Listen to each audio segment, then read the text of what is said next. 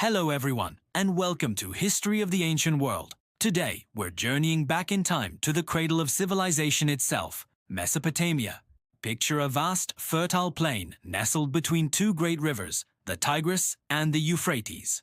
This land, whose name literally means between the rivers, is where some of humanity's greatest innovations were born.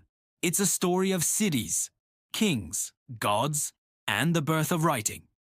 So, grab your virtual shovel, and let's start digging into the rich soil of ancient history. Our story begins around 10,000 BC, when nomadic hunter-gatherers started to settle down in this fertile region. Why here? The answer is in the water. The Tigris and Euphrates rivers provided a reliable source of water for drinking and, more importantly, for agriculture. Early farmers learned to harness the river's power through irrigation, digging canals to bring water to their fields. This agricultural revolution was a game-changer. For the first time, people could produce a surplus of food, which meant not everyone had to be a farmer. This surplus allowed for the growth of villages and eventually the world's first cities. The first great civilization to emerge in Mesopotamia was that of the Sumerians, around 4500 BC in the southern part of the region, known as Sumer. The Sumerians were true pioneers. They built magnificent city-states like Uruk, Ur, and Eridu. Each city-state was like a small country, with its own ruler and its own patron god or goddess. At the heart of each city stood a massive temple complex called a ziggurat, a stepped pyramid that they believed was the earthly home of their deity. The ziggurats weren't just religious centers, they were also the administrative and economic hubs of the city. One of the Sumerians' most profound contributions to humanity was the invention of writing. Around 3500 BC, they developed a system of wedge-shaped marks pressed into wet clay tablets. We call this writing system cuneiform. Initially, it was used for keeping records of goods and trade, like ancient spreadsheets. But it quickly evolved to record laws, literature, and history. Imagine the power of this innovation. For the first time, knowledge could be passed down through generations without being altered in the telling. The epic tale of Gilgamesh, one of the world's oldest works of literature, was first recorded in cuneiform, telling the story of a king's quest for immortality. Life in Sumerian society was highly organized. At the top was the king, who acted as the god's representative on earth. Below him were the priests and priestesses, who held significant power. Then came a class of scribes, merchants, and artisans, followed by the vast majority of the population, the farmers. At the very bottom of the social ladder were the enslaved people, often prisoners of war or individuals who had fallen into debt.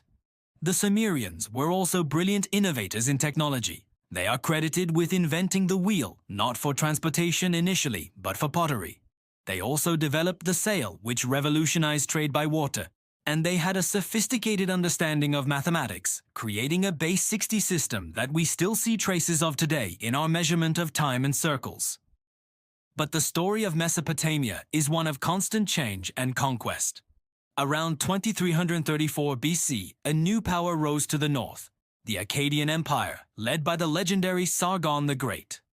Sargon was a military genius who conquered the Sumerian city-states and united them into the world's first empire.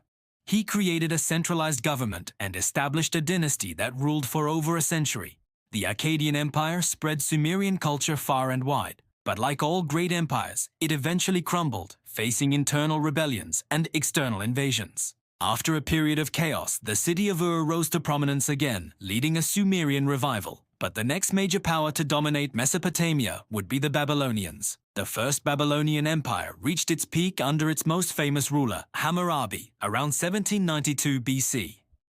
Hammurabi is best known for his famous Code of Laws, engraved on a massive stone stele. The Code of Hammurabi listed 282 laws covering all aspects of life, from commerce and property to family and crime. It's famous for the principle of an eye for an eye. But it was a landmark achievement in establishing a standardized system of justice for an entire empire. Under Hammurabi, Babylon became a magnificent city, a center of art, science, and literature. Following the Babylonians, another powerful and fearsome group came to dominate the region, the Assyrians.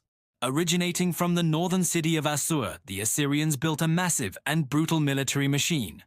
With iron weapons, siege engines, and skilled cavalry, They forged one of the largest empires the world had yet seen, stretching from Egypt to parts of modern-day Iran. Their kings, like Ashurbanipal, were not just conquerors, but also patrons of culture. Ashurbanipal built a great library at his capital, Nineveh, where he collected tens of thousands of cuneiform tablets from across the empire, preserving a vast amount of Mesopotamian knowledge for future generations. But the Assyrians' harsh rule made them many enemies.